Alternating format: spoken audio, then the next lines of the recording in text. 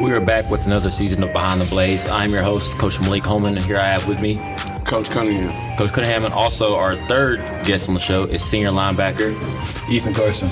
Ethan, how you doing today? I'm doing good. All right, first we're just going to get started with a couple of general questions about this 2024 season. So what is something you're looking forward to going into your last season here at Blackman? Man, just proving everybody wrong about how we are. Everybody been down us since last year we went 4-6.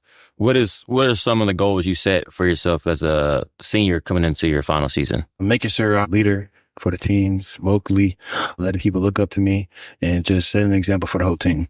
Of course, first game this Friday against Brentwood didn't get the result we wanted last season. So what are some things that you've been, you noticed at practice or you noticed on film that you've been watching that maybe you could have did differently this go around?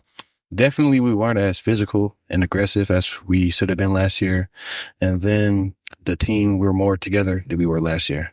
All right, Ethan, do you feel like a weight's been lifted off your shoulders just from committing to Harvard, getting that whole process out of the way going into your senior year? Yeah, I'm definitely more focused on football, actually playing a sport, not really talking to any more coaches, just coach at Harvard. So yeah, it's definitely better that I committed. What's the biggest thing in your game that you've noticed that you've improved on from last season going into this one? Just my reaction time, like reading plays, reading guards, reading all the things I need to do to be able to make sure I'm in the right spot to make a play. Also, back second year, your coach, John Crosby, what are some of the things you've learned from him this offseason? Spent a lot of time going from December to now. Really, for me, especially in the weight room, he's definitely helped me in the weight room, gotten put on 20 pounds since last season, gotten way stronger. And then like the little technique things, make sure I'm in my stance at all times, make sure I take the right step. So yeah, he's really elevated my game. Like you said, you've already committed to Harvard. What were some of the other, factors that made you make the ultimate decision to go to Harvard this time next year? So really ever since I was a kid, my parents always instilled in me about, education. That's the best thing for you. So that's what gets you anywhere. And then like the possibility of who knows what happened tomorrow. I might get injured. I might get hurt. Can't play football no more. And just being able to have that degree and having the possibility of having a better future. I know we already touched previously on your goals. What are some, not team goals, but what about individual stats, awards, achievements that you would like to see yourself accomplish as you finish up your last season? I definitely want to be All-State. That's one of the biggest goals. And I also want to be a contender for Mr. Football. What would be a goal like within the team for yourself? So obviously last season, 4-6, we won the last game we need to win. But again, we have to depend on someone else losing for us to make the playoffs. And we don't want to be putting that spot again. So we want to be able to make the playoffs without having to depend on anybody else. Of course, we know who you are on the field, but in the off season, what does the life of Ethan Carson look like? What are your hobbies? What do you like to do when you're not, out there playing football? So I've been working at Chick-fil-A for the past few months. Actually, it's been a year last July. So I've been working there.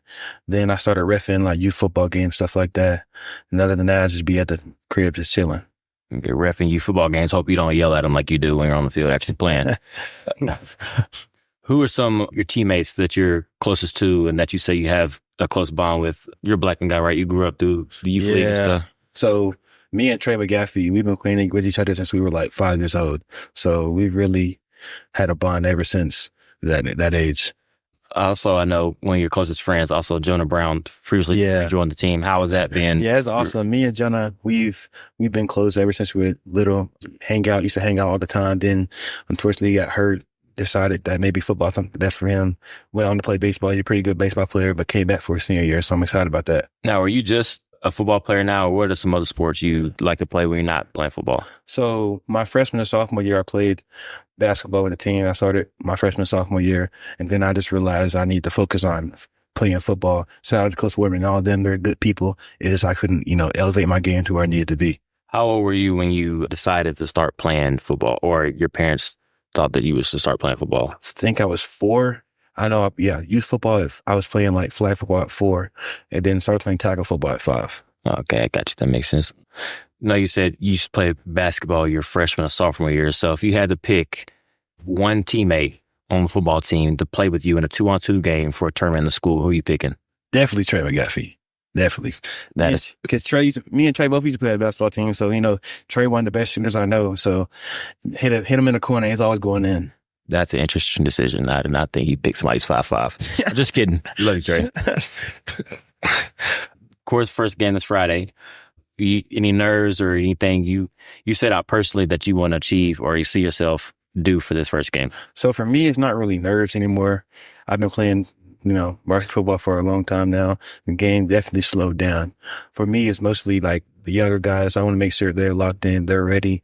I know sometimes during practice, they're a little goofy. We're a little silly. We got to lock that in. And this game, I just want to go out and prove to everybody that, we're still Blackman. Playing alongside you, of course, is another senior linebacker, and Rodney Irvin. What's the things you've learned from him, or you always, I know you hold each other accountable practice. What's the thing you've learned from him or you've taught him that's helped y'all elevate to stay 1A, 1B? So me and Rodney really like night and day, the type of way we play linebacker. Rodney's some more run through the whole face, smash someone's face in, that type of player. And I'm a more finesse, drop back in the cutters type stuff. But the way we just, go off each other really help us elevate our game together. No, last year you started at some receiver for Coach Cunningham on offense. What's the things you learned from him this is his first episode on the show? Oh, Coach Cunningham, been one of the most influential players for me on offense. Definitely helped me with my hands. I know I had a big drop against Ravenwood last year. Cost us the game, but he's definitely helped me get better at that, running routes, knowing what to do. So yeah, I really appreciate him. Coach, like I said, this is your first episode on the show. What are some of the decisions that ultimately led you to coming back and coach at Blackman? I think the biggest one for me was being closer to family. When I originally was coaching out in West Tennessee, I was probably about 2.5 hours away. I just wanted to be closer to family, closer to my mom. And this was an opportunity. Me and Coach Kreisky have had a relationship since I was in high school when I went to Oakland. And then going through the years, I got the qualifications I needed to coach. And he wound up reaching out to me again, and it led me here. How do you feel about your receiver group going into the 2024 season? It's day by day. It's a process. That's every year, every day. We're getting better by the day. We just got to make the plays when our number's called and take advantage of the opportunities we get. Hopefully we can get Ethan Carson some reps back in your group later in the season. No, he's been asking about playing some offense. Yeah. Coach Crosby's not trying to let me play on offense though. Good red zone threat. Might throw you one up. Well, that's all we have time for today on our first episode of Behind the Blaze. Please make sure, if you can, to come out support us at Brentwood High School. It's an away game. First game of the season. We look forward to seeing you guys there. Go Blaze.